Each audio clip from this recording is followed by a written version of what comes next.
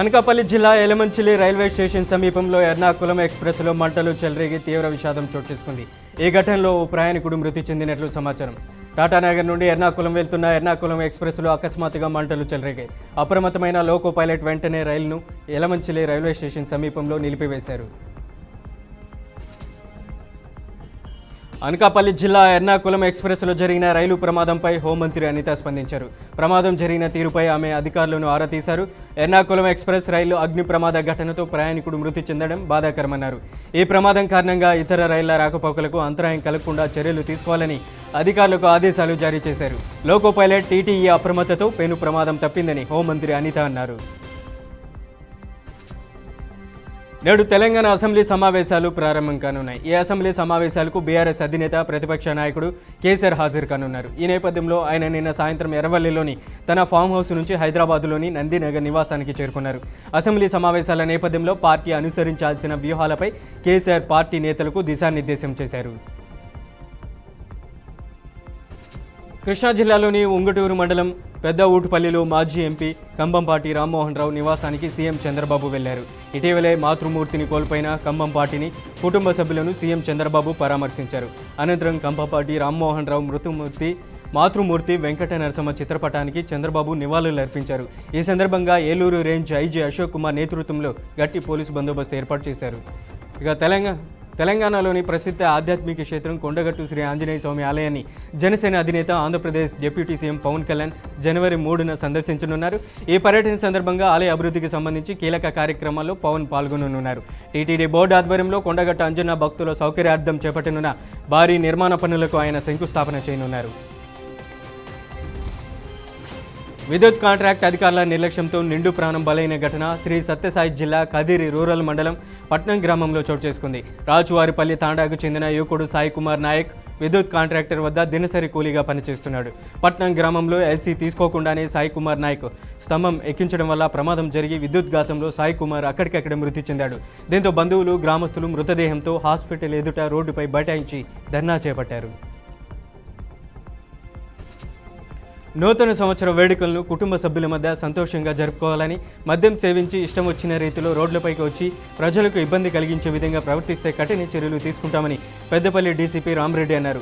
పెద్దపల్లి జిల్లా Godavarikhani ACP Madatha Ramesh, one town CI Indrasenareddy ఆధ్వర్యంలో పట్టణంలోని పలు సెంటర్లో నాకాబందీ చేపట్టి అనుమానిత వ్యక్తుల వివరాలను అడిగి తెలుసుకున్నారు. సరైన ధృవీకరణ పత్రాలు లేని వాహనాలను స్వాధీనం చేసుకుని పోలీస్ స్టేషన్కు తరలించారు.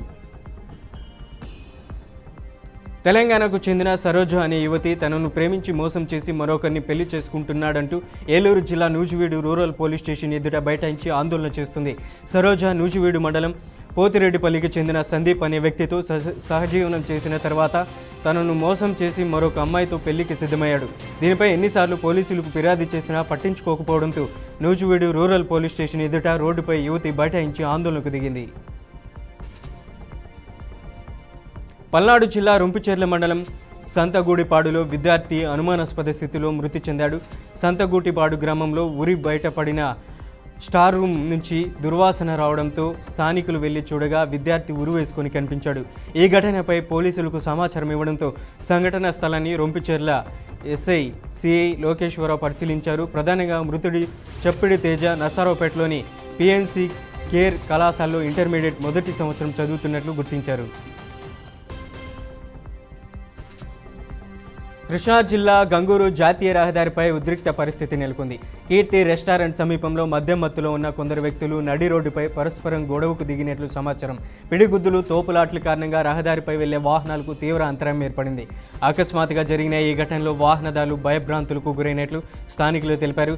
ఈ ఘటనపై పోలీసులు కేసు నమోదు చేసి దర్యాప్తు చేపట్టారు. నెల్లూరు జిల్లా కొవ్వూరు పరిధిలోని షుగర్ ఫ్యాక్టరీ వద్ద ఘోర రోడ్డు ప్రమాదం జరిగింది. అతివేగంగా వచ్చిన వాహనం ఢీకొనడంతో గుర్తు తెలియని యువకుడు అక్కడికక్కడే మృతి చెందాడు. ఘటనపై సమాచారం అందుకున్న పోలీసులు ఘటనా స్థలానికి చేరుకొని పరిశీలించారు. అనంతరం మృతదేహాన్ని పోస్టుమార్టం కోసం ఆసుపత్రికి తరలించి కేసు నమోదు చేసి దర్యాప్తు చేపట్టారు. వైకుంఠ ఏకాదశి ద్వాదశి పర్వదినాలను పుష్కరించుకొని తిరుమలలో భక్తుల భద్రత కోసం అన్ని ఏర్పాట్లు పూర్తి చేసినట్లు తిరుపతి జిల్లా ఎస్పీ సుబ్బరాయుడు తెలిపారు.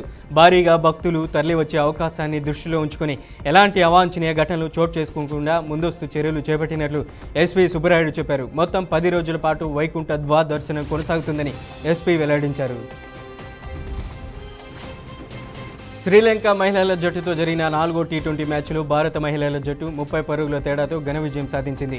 తిరువనంతపురం వేదికగా జరిగిన ఈ మ్యాచ్లో టీమిండియా నిర్దేశించిన 222 పరుగుల భారీ లక్ష్యాన్ని ఛేదించడంలో లంక జట్టు విఫలమైంది.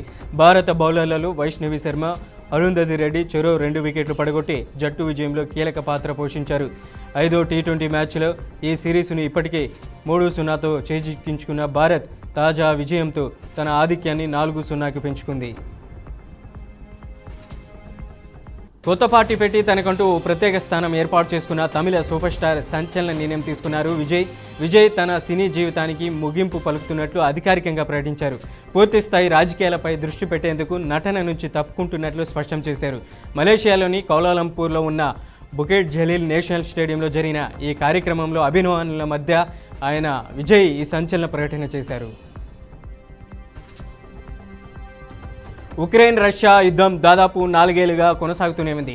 అయితే ఇరు దేశాల మధ్య యుద్ధాన్ని ముగించేందుకు తీవ్రస్థాయిలో చర్చలు జరుగుతున్న నేపథ్యంలో అమెరికా అధ్యక్షుడు డొనాల్డ్ ట్రంప్ ఉక్రెయిన్ అధినేత జెలెన్స్కీతో భేటీ అయ్యారు.